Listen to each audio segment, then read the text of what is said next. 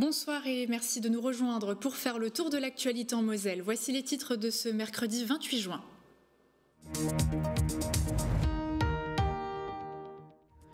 Dans cette édition, nous irons aux côtés des pompiers mosellans pour parler d'un nouveau système de nettoyage des véhicules par UVC. Après un peu plus d'un an d'ouverture, la légumerie de l'ESAT à Varize a été inaugurée, un site qui réceptionne et prépare 1,5 tonnes de légumes chaque jour. Et puis nous irons à l'ouvrage du Bambèche, à Bambiderstroff, qui a fêté comme il se doit son 50e anniversaire d'ouverture au public, avec des visites proposées en costume d'époque. Mais avant, on s'intéresse au ciel. Pour jeudi, la météo sera hésitante avec quelques averses locales possibles l'après-midi. Comptez 11 à 14 degrés le matin et jusqu'à 28 degrés l'après-midi. Et puis notre invité ce soir est Camille Perrier, chef de division à l'autorité de sûreté nucléaire à Strasbourg. Bonsoir. Bonsoir. Le bilan 2022 est sorti il y a quelques jours, l'occasion pour nous de faire le point sur la centrale de Cattenom notamment et ses perspectives d'amélioration, mais aussi sur le rôle de l'autorité de sûreté nucléaire. On vous retrouve dans quelques minutes, le temps de développer les titres.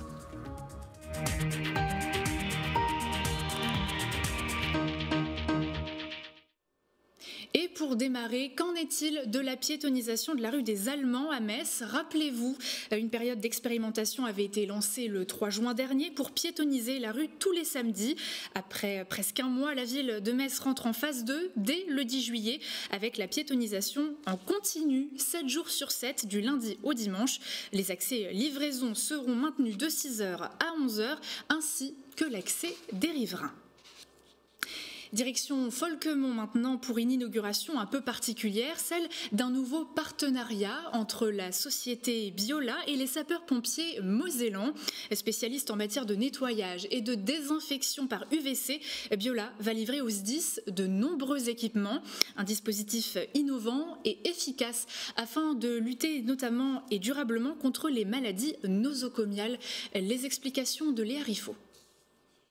Elle paraît inoffensive, mais cette lumière possède bien plus de ressources qu'il n'y paraît. Dotée d'une grande puissance, la lumière ultraviolette de type C est désormais utilisée dans de nombreux domaines, et notamment en matière de désinfection et de décontamination des milieux de santé. Il faut imaginer que les cycles pour désinfecter des germes comme des rotavirus, des E. coli aujourd'hui, sur l'ensemble de nos box, il faut compter à peine quelques minutes, tout en étant très faiblement énergivore. La lumière ultraviolette va agir sur les micro-organismes en modifiant leur matériel génétique et en rendant impossible leur reproduction. Son utilisation en milieu médical permettra de lutter de manière efficace contre les maladies nosocomiales qui représentent chaque année en France 700 000 cas. Des coûts pharaoniques en conséquence et qui pourront donc pour la plupart être évités.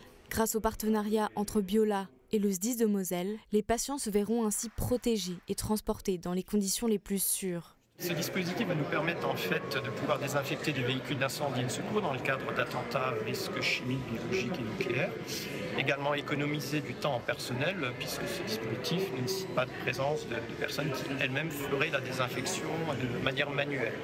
Des équipements qu'il a donc fallu adapter à l'ensemble du matériel médical pour une utilisation optimale. Donc il fallait adapter le matériel de désinfection à la taille également de ce type de matériel. Des box de différentes tailles ainsi que des lampes mobiles ont donc été créées pour pouvoir couvrir l'ensemble du matériel du SDIS de Moselle. Quid de l'insertion professionnelle après la prison? Une question à laquelle la maison d'arrêt de Sarreguemines a tenté de répondre avec un job dating organisé dans son enceinte à l'occasion de la semaine de la réinsertion. Agences d'intérim, missions locales et organismes de formation se sont déplacés justement pour recruter de nouveaux talents une fois leur peine terminée. Lucie Philippot était sur place. Vous recherchez dans quoi quand vous parlez de chantier? À peu près n'importe. Ce jeune homme sort bientôt de la maison d'arrêt de Sarreguemines. Mais avant cela, il doit préparer sa sortie, prévue prochainement. Mais j'ai une peine de 14 mois à partir de Mais il y a possibilité d'aménagement de peine, je pense, avec sortie, avec bracelet peut-être.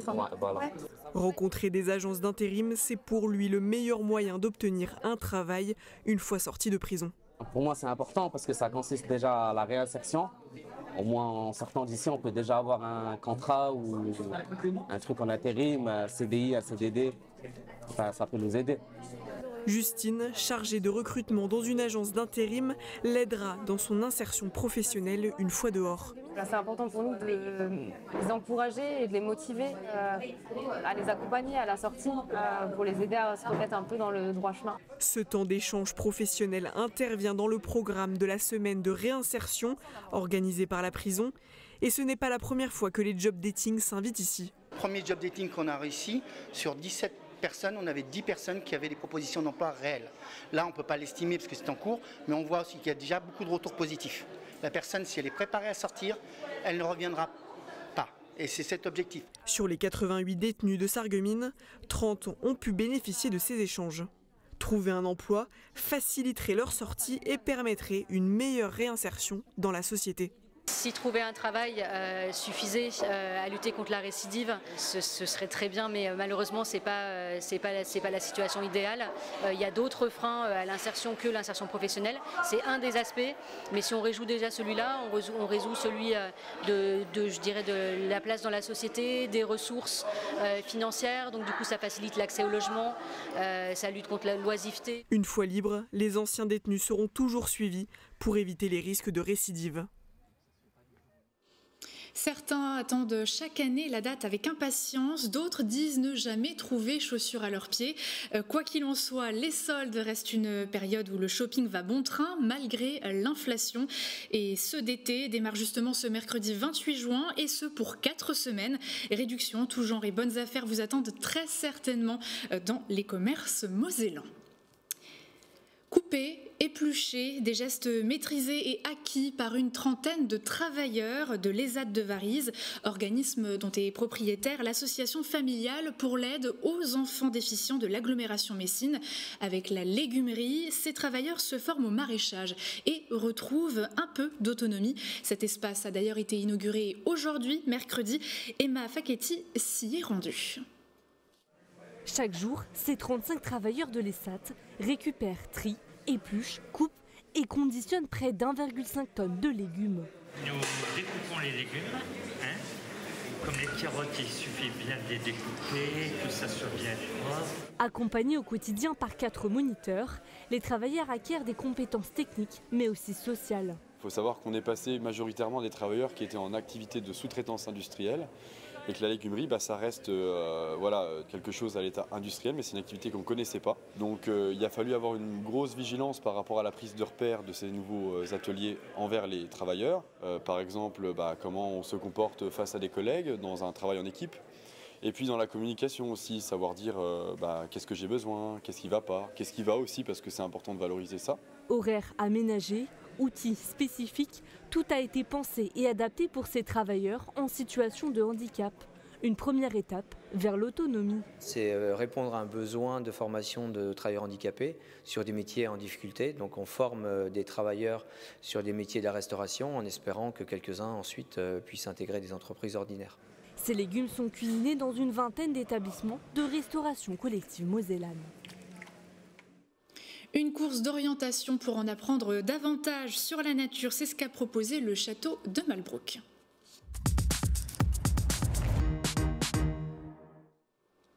Connu et reconnu pour son château, Malbrouck ouvre également son extérieur au public pour des balades mêlant faune et flore locale. En ce sens, des courses d'orientation sont régulièrement proposées et notamment à destination de la jeunesse. C'était le cas ce mardi pour les élèves de Manderen. L'objectif, savoir lire une carte déjà, mais également s'intéresser à la nature environnante. Reportage d'Emeric Guillaume. Après quelques explications et mises en garde, mais surtout après une petite analyse de la carte, l'heure est pour ces classes de Manderen de partir à l'aventure. Atout majeur du tourisme en Moselle, le château de Malbrouck, ce n'est pas seulement la présence de cette incroyable forteresse, ce sont également ses extérieurs qu'il est désormais possible d'arpenter avec un objectif bien précis. Eh bien, en fait, on s'est rendu compte que le château de Malbrouck se situe dans un écrin de verdure qui accueille une variété d'espèces animales et végétales assez remarquable.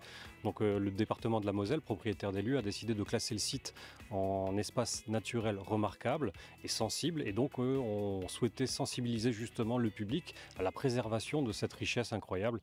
Le parcours d'orientation est proposé aux abords du château à tous, à travers 3 niveaux, allant du plus basique avec le parcours initiation au plus sportif avec le parcours chevalier. Ces élèves sont donc à la recherche de petites balises disséminées tout autour du château, bien évidemment avec l'aide d'une carte. Mais force est de constater que tous les chemins ne sont pas forcément respectés. Ces pancartes permettent même de s'informer sur la faune locale. Après moins d'une petite heure, une équipe a déjà trouvé les 12 balises du parcours avec une stratégie bien ficelée. Il y avait des équipes à peu près. On allait chercher déjà les balises en avance. Et il y avait une autre équipe qui allait donner à Romuald. C'était comment autour du château? C'était beau. Mis en place l'année dernière par le château de Malbrouck, ce dispositif d'orientation est évidemment apprécié des enfants, mais pas que. L'objectif aujourd'hui est de diversifier à la fois son public, mais également, à plus long terme, les circuits à réaliser, le tout en prenant conscience de ce qui entoure ce château. La protection de l'environnement, c'est aussi l'affaire de l'autorité de sûreté nucléaire. On en parle avec notre invité du jour.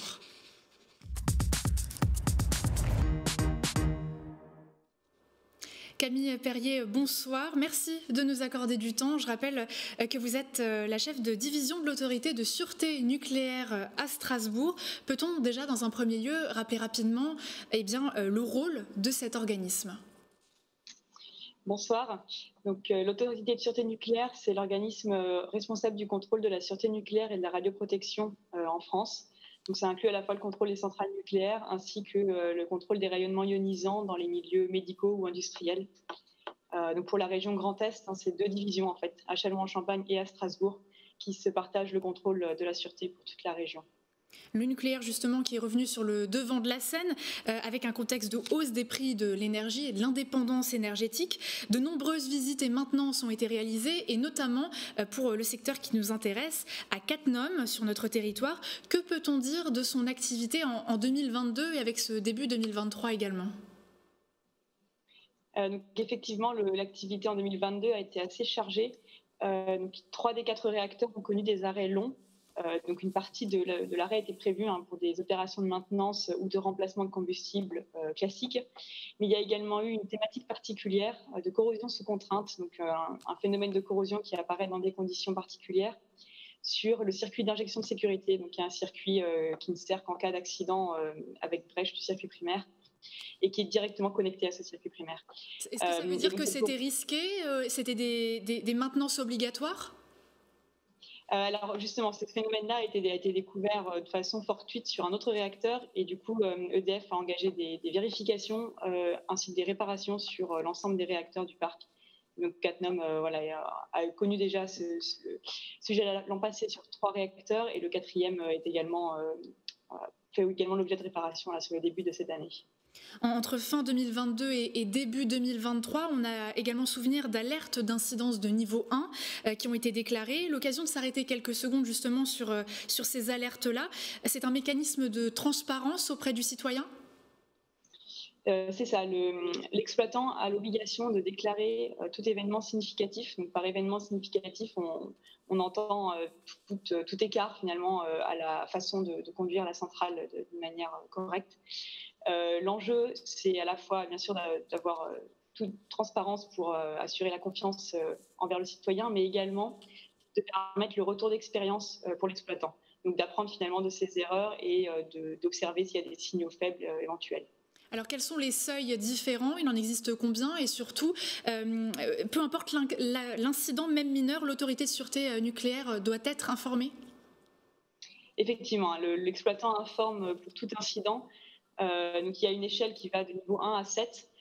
Et en fait, l'exploitant nous informe également de niveau 0, donc qui sont vraiment des simples anomalies pour justement faire le traquage de ces signaux faibles. Et les échelles, à partir du niveau 1, ça va faire l'objet également de communication sur le site internet de l'ASN ainsi que par l'exploitant. Donc il ne faut pas forcément paniquer quand on entend une alerte d'incidence niveau 0 ou 1. Dans le rapport 2022 qui a été envoyé, il est fait mention d'une amélioration pour la centrale de Cattenom, et notamment dans le domaine de la radioprotection. Est-ce que vous pouvez nous détailler, ou en tout cas nous donner quelques exemples concrets pour qu'on comprenne de quoi il s'agit ? Tout à fait. Donc, la radioprotection, c'est la protection des travailleurs contre les rayonnements ionisants, donc contre la radioactivité finalement. Et donc il y a eu des progressions sur en particulier le contrôle des accès dans certaines zones. Donc les zones vont être définies selon justement le niveau de radioactivité qui y règne. Donc voilà, sur ce genre de sujet, il y a eu de grosses améliorations. Mais il y a toujours de la vigilance sur certains points, par exemple relatifs à la contamination. Donc, quand il y a des particules radioactives, de veiller à ce qu'elles ne sortent pas d'une zone définie. Et en termes d'environnement, justement, on en parlait il y a quelques minutes, quels sont les points pour la centrale de Cattenom amélioratifs ? Alors en termes d'environnement, la centrale de Cattenom reste en retrait par rapport à l'ensemble des centrales d'EDF. En particulier un manque de maîtrise finalement de certaines installations ou de certaines obligations réglementaires, donc en particulier relatives au rejet.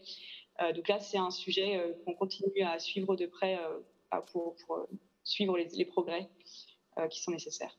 Ça fait partie donc des perspectives d'amélioration pour la centrale de Cattenom. À votre échelle, est-ce qu'il y en a d'autres pour ce territoire-là ? Alors, la sûreté n'est jamais quelque chose d'acquis, donc de toute façon, on est toujours sensible à n'importe quel signal faible et à veiller à ce que la sûreté progresse. La centrale a effectivement beaucoup progressé en sûreté et en radioprotection depuis 2 ou 3 ans, mais on continue de vérifier, de veiller à ce que ces progrès soient pérennes. Et un dernier chiffre pour terminer, ce ne sont pas moins de 146 inspections qui se sont déroulées dans la région Grand Est en 2022. Pour la centrale de Cattenom, c'est à peu près combien ? Vous savez dire ? Pour la centrale de Cattenom, ça doit être une trentaine de mémoire. J'avoue que je n'ai plus le chiffre sous les yeux. Et donc, dont à peu près pas loin de la moitié qui sont inopinées, c'est-à-dire qu'on ne prévient pas l'exploitant du jour où on va venir, ni de la thématique. Eh bien, merci beaucoup pour toutes ces explications et à bientôt. Et on passe à la suite. Il sera question de tourisme, car dans le Pays de Bitche, une nouvelle stratégie pour attirer les vacanciers est en réflexion. Ce mercredi, différents acteurs du tourisme, dont Moselle Attractivité et plusieurs élus, se sont réunis pour évoquer cette nouvelle feuille de route avec une grande question: comment étoffer son offre touristique quand déjà 10% des emplois sont liés aux activités touristiques? Écoutez. Que faut-il ? Il faut déjà avoir un inventaire très précis de nos richesses. Et puis ensuite, il faut constituer un produit Made in Pays de Bitche. Il faut constituer le produit touristique qui ne soit pas en concurrence avec les autres territoires et qui permette à la Moselle, évidemment, de démontrer que nous sommes une terre d'accueil, une terre touristique avec des choses tout à fait particulières. On a l'art verrier, on a cette nature généreuse et opulente, classée réserve mondiale de la biosphère. Et puis, on doit avancer sur cette capacité à accueillir le touriste de manière plus longue. Aujourd'hui, c'est 200 000 touristes qui sillonnent le Pays de Bitche par an, avec en moyenne 1,6 jours de présence sur le territoire. Et donc, c'est aujourd'hui organiser cette offre touristique et permettre au territoire d'accueillir sur des durées longues, au-delà des excursionnistes, celles et ceux qui viennent découvrir, consommer, en tout cas dépenser un peu d'argent. Et cela va contribuer évidemment à renforcer les emplois. Ensuite, on va faire une petite shortlist et se tourner vers des investisseurs, des porteurs de projets, pour voir si on peut trouver un attrait à développer certains sites en matière d'hébergement touristique, en matière de prestations. On se veut sur un marketing qui jusqu'alors se voulait intramuros au niveau du département et de la grande région. À l'heure actuelle, on a une campagne d'échelle nationale sur le soir sur France 2. On veut communiquer aussi sur les médias à l'étranger. Donc l'idée, c'est de ramener les touristes vers le département. À nous aussi d'étoffer l'offre d'hébergement touristique à l'intérieur du département. Et ce soir, ne manquez pas votre nouvelle boîte à malice entièrement consacrée au parcours nocturne pierre numérique du Festival international Constellation à Metz. Alicia Hublot est partie à la rencontre des artistes qui ont conçu près d'une douzaine d'œuvres pour cette 7e édition. Des œuvres poétiques, engagées, parfois surprenantes, comme ces balançoires que l'on retrouve place d'Armes. Alicia a forcément profité de l'occasion. C'est vrai que vous évoquez donc ces drapeaux, des étendards. On est là dans un espace qui se veut aussi à la fois ludique. on partage. Il y a toutes ces notions à la fois de liberté, d'échange qui sont explorées finalement à travers cette œuvre. Exactement, en fait, Éloge de l'air, à la base, c'était l'idée de vraiment incarner le voyage par une installation comme ça très collaborative, et en même temps l'installation en elle-même est pensée pour le voyage, c'est-à-dire qu'elle va aller ensuite à Bruxelles. D'accord. On la garde pas à Metz alors? Non, pas. Elle va aller à Bruxelles et puis fin 2024 à Montréal. Où là elle rencontrera un autre public aussi. Et l'idée d'Éloge de l'air, c'est vraiment de synthétiser tout ce qui nous intéresse dans le mouvement, c'est-à-dire être cinétique mais sans utiliser de moteur. Ouais. Être sonore, c'est-à-dire avec le va-et-vient de la balançoire sans utiliser de système son. Et puis, dans le principe, c'est être aussi populaire, sans oublier ce qu'on aime bien nous, c'est la touche de poésie. Et voilà. Et pour tout savoir du parcours pierre numérique du Festival international Constellation à Metz, ouvrez donc la boîte à malice à 19h sur Moselle TV et rendez-vous la semaine prochaine pour une nouvelle émission spéciale consacrée cette fois aux 2 parcours diurnes du festival. Et puis vous l'avez vu dans les titres, direction maintenant Bambiderstroff dans l'ouvrage du Bambèche qui a fêté comme il se doit son 50e anniversaire d'ouverture au public et vous allez le voir, retour en arrière. Cérémonie en grande pompe avec dépôt de gerbes pour célébrer les 50 ans de l'ouvrage du Bambèche au public. Depuis 1973, l'association Les Guides du Bambèche œuvre pour la préservation du site. Transmettre le souvenir des soldats qui se sont battus ici, d'autant plus que c'est une période de l'histoire qui est un petit peu oubliée des manuels scolaires. On passe très vite en général sur ce qui s'est passé en mai et juin 1940. Et donc l'idée effectivement c'est de faire vivre la mémoire de ces soldats tout simplement qui se sont battus pour défendre leur pays face à l'envahisseur allemand. Une occasion pour les visiteurs de plonger quelques années en arrière en se baladant aux côtés de figurants habillés d'uniformes militaires français et allemands. Moi, j'ai une tenue d'officier d'infanterie, donc du 156e régiment d'infanterie de forteresse, et je représente les officiers qui servaient dans l'ouvrage du Bambèche. Je n'ai quasiment rien qui a été reproduit, c'est que de l'original. Un événement mémoriel où les familles ont répondu présentes. Parce qu'on préférait justement montrer ça aux enfants, pour les impliquer, leur faire connaître un petit peu l'histoire de notre région. Et puis qu'en plus, à l'air frais, en fin de journée près des arbres, c'était chouette. Le plus de la journée, la visite quelques vingtaines de mètres sous terre après la descente de plus de 480 marches. L'occasion de découvrir 3 blocs de combat et des galeries enterrées et surtout d'en apprendre davantage sur l'histoire de l'ouvrage. C'était bien organisé et puis c'est grandiose. Moi je ne m'attendais pas à quelque chose d'aussi grand. Mais c'est spectaculaire. Si vous souhaitez en savoir plus sur les soldats du 156e régiment d'infanterie et sur l'édifice, le site est régulièrement ouvert au public pour des visites guidées. Et pour terminer cette édition, c'est une opération de grande envergure qui s'est déroulée en ce début de semaine aux abords de la cathédrale de Metz. Le déplacement de 2 nouvelles statues de saints à l'aide d'une grue télescopique avec un bras articulé de 50 mètres. Positionnée place d'Armes, la grue a permis de hisser 2 statues sur la partie haute de la façade, celle de Saint-Nicolas et de Saint-Guéry, découpées en 2 parties chacune. Elles ont dû être assemblées à 40 mètres de hauteur. Une opération délicate réalisée par la société BW Qualité, basée à Argancy. Taillées à la période de l'annexion, ces statues étaient trop abîmées, trop détériorées pour être restaurées. L'original de Saint-Nicolas sera d'ailleurs conservé à la cathédrale sans pour autant être visible par le public en raison de sa taille et de sa fragilité. Cela s'inscrit dans un grand chantier de restauration mené depuis 2 ans déjà pour restaurer et nettoyer une centaine de statues et de décorations sur cet édifice religieux. C'est tout pour aujourd'hui. Dès demain, retrouvez une nouvelle page d'actualité avec Jean Milon à la présentation. Mais avant, retrouvez-le pour un nouveau face-à-face avec une nouvelle personnalité du territoire. Et vous l'avez entendu, dès 19h, plongé dans le monde culturel avec Alicia Hublot. Très belle soirée sur Moselle TV et à bientôt.